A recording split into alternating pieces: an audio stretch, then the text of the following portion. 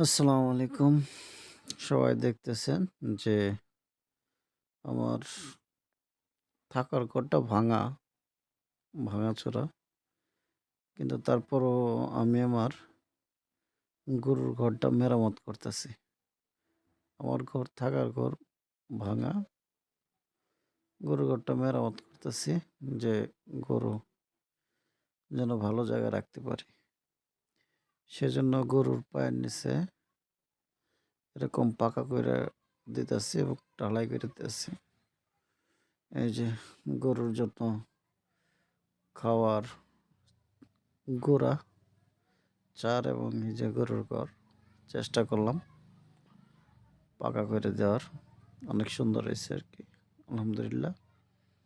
চেষ্টা করছি। এই পাশ ওপাশ করলে মোট ১০টা ১২টা গরু পালা যাইব একসাথে। সে ব্যবস্থা করলাম। এই যে আমার গরু বাইরে রাখছি। বাইরে রাখার পরে যে ঘরে আনলাম, ঘর উদ্বোধন করলাম। আরামসে খাইতেছে। ছোট একটা বাছুর আছে, তিরিং-বিরিং করতেছে।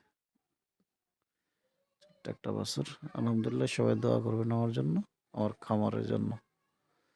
যেন ভালো রাখে আল্লাহ। তিরিং-বিরিং করতেছে। খালি বাহিরে যাব। দেখ খালি দৌড়াদৌড়ি। দেখছেন? একেবারে। খালি দৌড়াদৌড়ি।